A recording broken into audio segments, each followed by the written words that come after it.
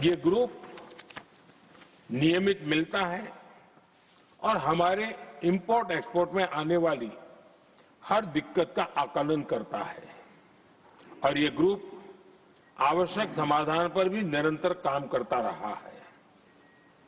जैसे कोरोना के समय में अलग अलग सेक्टर्स की चुनौतियों से निपटने के लिए एक्सपर्ट्स और ऑफिसर्स के एम्पावर्ड ग्रुप्स बने थे, वैसे ही कल ही ऐसे 7 नए एम्पावर्ड ग्रुप्स का भी गठन किया गया है। ये group supply chain, petrol diesel, fertiliser, gas, महंगाई ऐसे विषयों पर त्वरित और दूरगामी रणनीति के तहत कार्रवाई करने का काम करेंगे। मुझे पूरा भरोसा है कि साझा प्रयासों से हम परिस्थितियों का बेहतर सामना कर पाएंगे। आदरणीय सभापति जी, सरकार ये भी प्रयास कर रही है कि आने वाले बुआई के सीजन में किसानों को पर्याप्त खाद मिलती रहे। सरकार ने खाद की पर्याप्त सप्लाई के लिए आवश्यक तैयारियां की हैं।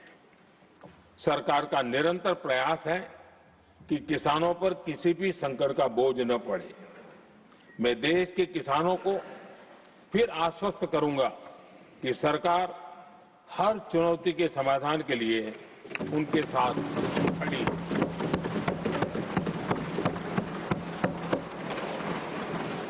आदरणीय सभापति जी, ये राज्यों का सदन है। आने वाले समय में ये संकट हमारे देश की बड़ी परीक्षा लेने वाला है और इस परीक्षा में सफलता के लिए राज्यों का सहयोग बहुत आवश्यक है।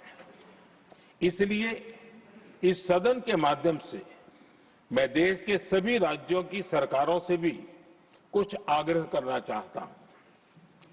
संकट के समय गरीबों पर, श्रमिकों पर, प्रवासी साथियों पर बहुत बुरा असर पड़ता है। इसलिए पीएम गरीब कल्याण अन्न योजना का लाभ समय पर मिलता रहे, ये सुनिश्चित करना होगा। जहां प्रवासी श्रमिक साथी काम करते हैं, उनकी परेशानियों को दूर करने के लिए प्रोएक्टिव कदम उठाए जाएं।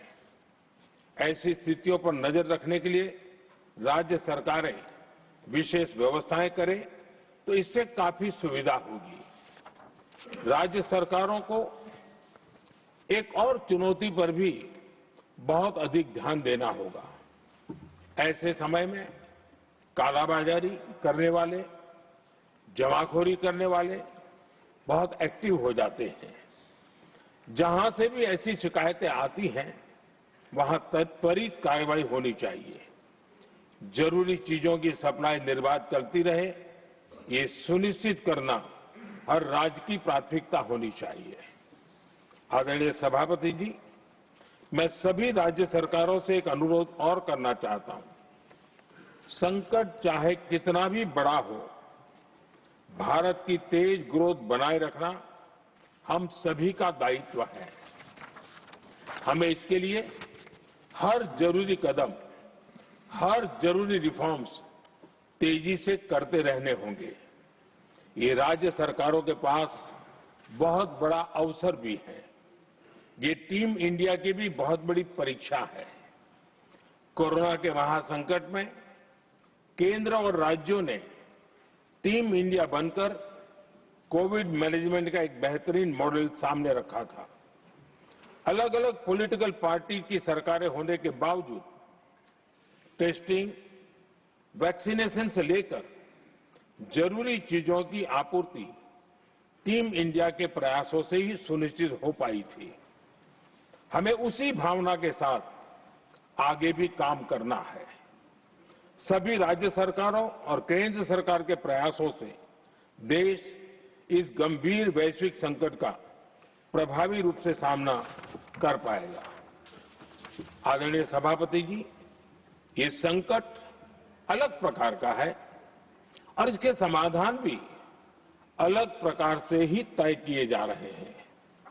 हमें धीरज के साथ, संयम के साथ, शांत मन से हर चुनौती का मुकाबला करना है।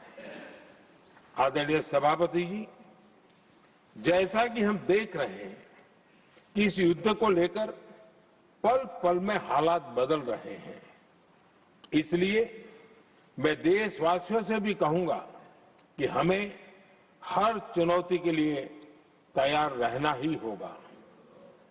इस युद्ध के दुष्प्रभाव लंबे समय तक रहने की प्रबल आशंका है, लेकिन मैं देशवासियों को भरोसा देता हूं, सरकार सतर्क है, तत्पर है और पूरी गंभीरता से रणनीति बना रही है, हर निर्णय ले रही है।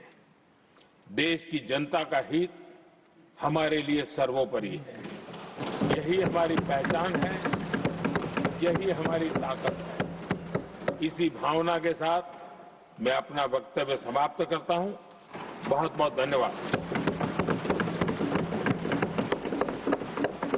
Message from Lok Sabha Secretary General. Sir, with your kind permission, I rise to report that the Lok Sabha, at its sitting held on the 23rd of March 2026, adopted the following motion No, in regard after to... the statement, let him come. Let him come. In regard to Let Corporate him- Laws Amendment Bill 2026, that the bill further to amend the Limited Liability Partnership Act 2008 and the Companies Act 2013 be referred to a joint committee of the Houses consisting of 21 members of this House to be nominated by the Honorable Speaker Lok Sabha. ఢిల్లీలో రేపు కేంద్ర ప్రభుత్వం ఆధ్వర్యంలో అఖిలపక్ష సమావేశం జరగనుంది. అన్ని పార్టీలకు ఈ మేరకు లేఖలు రాసింది. పశ్చిమాసియా యుద్ధం, క్రూడాయిల్ సంక్షోభంపై చర్చించనుంది. దేశంలో ఇంధన కొరత, విదేశాల్లోని భారతీయుల భద్రతపై విపక్షాలు ఆందోళన చేస్తున్నాయి. ఈ తరుణంలో కేంద్ర ప్రభుత్వం ప్రస్తుత పరిస్థితిపై ఆల్ పార్టీ మీటింగ్లో చర్చించనుంది.